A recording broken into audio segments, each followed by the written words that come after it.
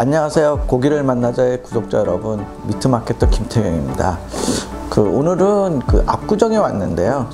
압구정에서 새로운 돼지고기의 품종을 만나러 왔습니다. 근데 오늘 좀 말씀을 드려야 되는 게, 세상에 맛이라는 게 고기만 맛있어서 잘 되는 식당은 없거든요. 어떻게 보면 평소에 드시던 것과 조금 다른 결일 수 있어요. 그러다 보니까 익숙한 것이 맛있기 때문에 이거 안 맛있다, 다를 수 있다, 이런 생각들을 가질 수 있지만 저는 조금 고기의 과거를 통해서 고기의 미래를 이야기하는 유튜버가 되고 싶기 때문에, 우리가 고기를 어떻게 먹어와서 앞으로는 어떻게 먹어야 되느냐 하는 것에 대한 논의가 제 유튜브의 궁극적인 목적이라고 생각을 해요. 이 사람은 식당을 소개하니까 가봐야지 하는 분도 계실 거예요. 근데 그러실 필요는 없어요. 그러니까 거기서 짚어드리는 얘기들이 있을 거예요. 제가 빙원 숙성을 한 고기입니다, 이거는 드라이징을 한 고기입니다, 이거는 품종이 다릅니다 하는 것들을 평소에 본인들이 드셨던 고기와 비교하셔서 보시면 상당히 많은 도움이 될 것 같습니다. 오늘 여기 압구정동에 엘 이베리코라는 식당이에요. 이베리코 돼지고기를 팔던 식당인데,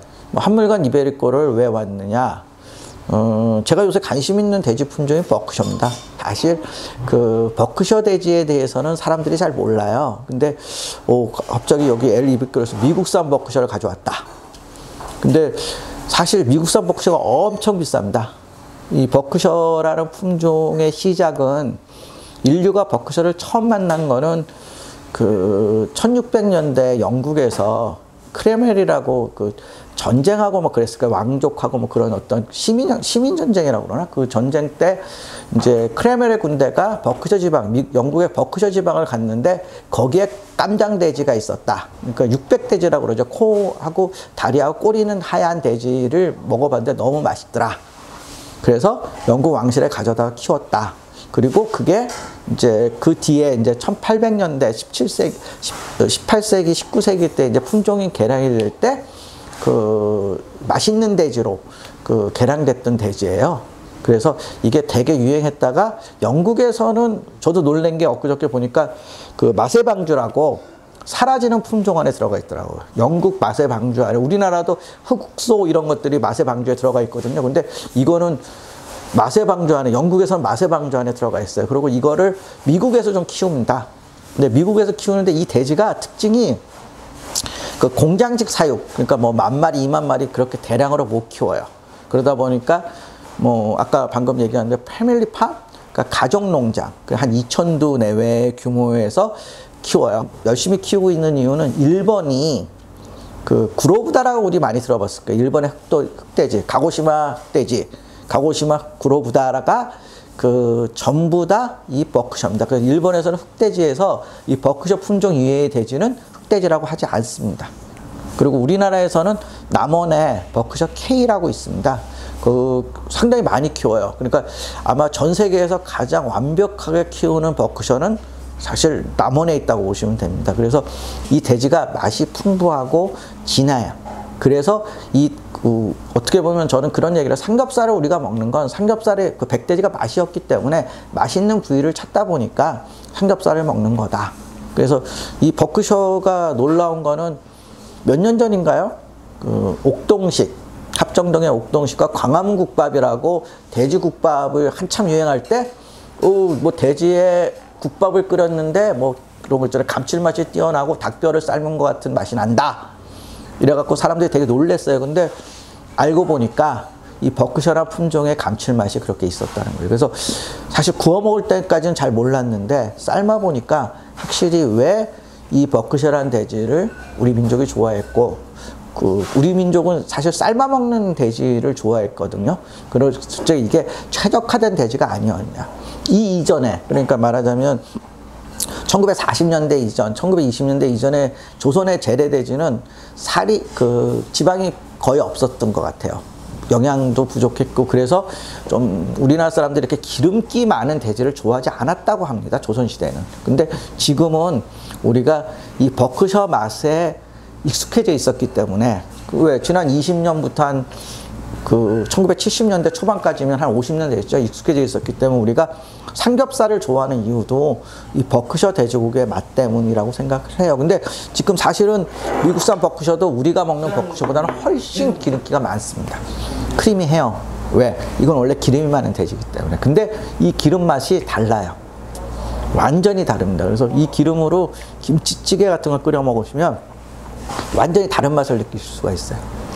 그리고 샤브샤브를 하면 융점이 낮기 때문에 너무 맛있어요. 그 현존하는 이베리코와 버크셔의 차이는 뭐냐? 그 이베리코는 그 유라시아 대륙의 서쪽 끝 이베리코 반도에 고립돼 있으면서 이 돼지의 특징은 품종이 다르다라고 얘기를 해서 뭐 누가 품종의 얘기를 하냐? 저는 그렇게 생각하지 않아요. 이거는 이 옛날 방식, 그러니까 인류가 공장식 사육 이전의 방식으로 키우는 돼지고, 버크셔는 그래도 공장식 사육이 아니고, 그러니까 집단으로 몇천 두씩 모아서 키우는 돼지, 이 정도의 차이가 있고요. 맛은 그 뭐랄까 가지고 있는 지방 맛들이 조금씩 달라요.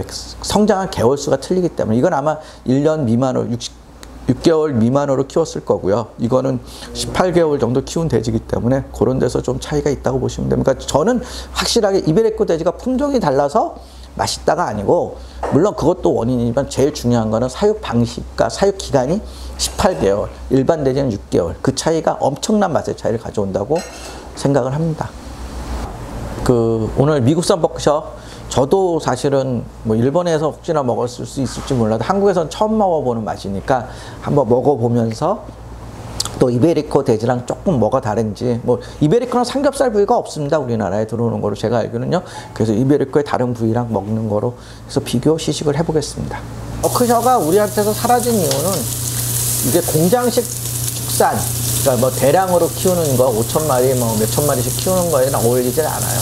특히 이제 미국이나 유럽 같은 데서는 몇만 마리씩 농장에서 키우니까 거기하고는 전혀 어울리지 않는 돼지이기 때문에 이게 조금 많이 그 품종이 사라진 것 같아요.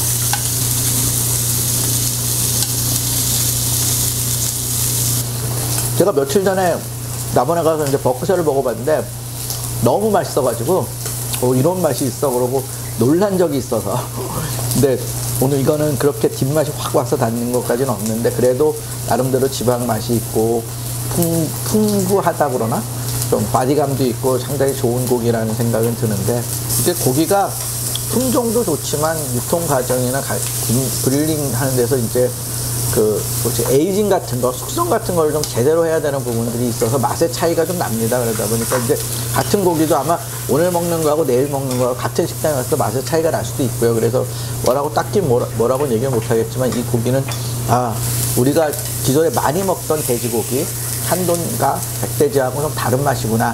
이 맛이 어떻다, 꼭 이게 좋다 나쁘다가 아니고 바디가 풍부해, 지방이 크리미해, 뭐 이런 어떤 평가들, 자기 나름대로 평가를 할 수 있을 거예요. 그러니까 사람들이 다양한 경험을 하잖아요. 이제는 뭐 많이 먹고 배고파서 먹는 시대가 아니고, 그러니까 그 다양한 경험 속에 들어가는 맛이라고 보시면 될 것 같아요. 여기는 한국 전통의 테이블 바베큐 형태를 가지고 있고, 여기 그래서 인덕션 써요. 그러니까 우리가 숯불 쓰거나 이런 게 아니고 인덕션 쓰는데, 문제는 그 뒤에 메뉴들이 전부 다 그 스페인 요리입니다. 그래서 그 상당히 셰프가 있고 나름대로 스페인 요리들을 해서 좀 다양한 경험, 새로운 경험, 약간 퓨전이라고 그러나 이걸, 그러니까 와인하고 마실 수 있는 돼지고기 시장. 이게 이제 한국에서 흔히 만날 수 있는 삼겹살집과는 다른 형태라고 보시면 될 거예요. 여기는 소고기를 수입해서 여기서 판매하지 않는데 이제 그 인터넷 사이트로 파는데, 그 소고기들이 그 미국산 유기농까지는 아닐 거고, 유기농 맞나? 목초예요. 목초 사육이에요. 그러니까 우리한테는 좀 익숙하지 않을 거예요. 우리는 목조 사육보다는 곡물 사육, 그러니까 마블링이 좋은 소고기를 찾는데, 여기는 건강이 좋은 목조 사육 소고기를 수입을 해 와서 그거를 건강을 지향하시는 분들한테만 타켓을 해서 팔고 있고요. 그러다 보니까 버크셔를 왜 수입했냐? 아마 이게 이제 미국에서 버크셔를 키우는 거는 우리나라에서 그 공장식 축산이 아닙니다. 그러다 보니까 이제 농장에서 정성을 다하고 가족이 하는 가족형 농장에서 이력이 추적이 되고, 여기 재밌는 게 이제 특징을 설명하면서 저는 재밌는 게 뭐냐니까, 뭐 호르몬을 안 넣었다, 뭐 항생제를 투여하지 않았다, 뭐 이런. 그런데 재밌는 게 식물성 사료다. 그러니까 이제 돼지도 우리처럼 사람처럼 이제 단백질도 먹어야 되고, 어분 사료 뭐 이런 거 많이 써요.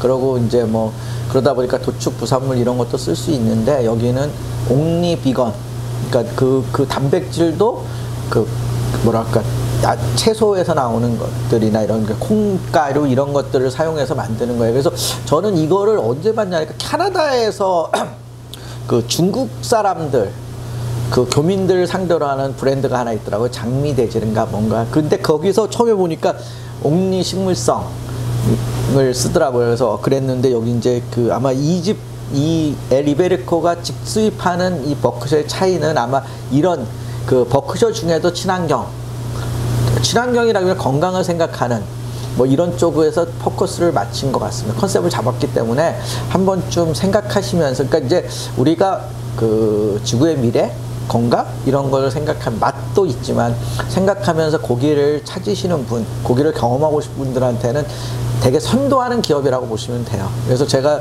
이런 얘기를 했어요. 이거 참 오래가는 비즈니스다, 롱테일이다, 돈이 많아야 되는 사업이다 그러는데 이 회사는 그 모기업들이 튼튼하기 때문에 잘 그 뭐랄까 철학, 회장님의 철학, 사장님의 철학을 잘 실천하고 있는 회사라고 보시면 돼요. 이거는 일반 식당에서 따라하시면 망하십니다. 왜? 아직은 사람들이 이거 되게 비싸거든요. 원가가 판매가 뭐 150g에 19,000원 파는데 아마 식재 원가율이 60%가 넘을 거예요. 맞죠? 그러니까 이거는 그 뭐랄까 그 사업을 하기 위하고 이익을 남기는 식당이 아닙니다. 여기는 그 자기의 철학을 구현하는 식당이라고 보시면 돼요.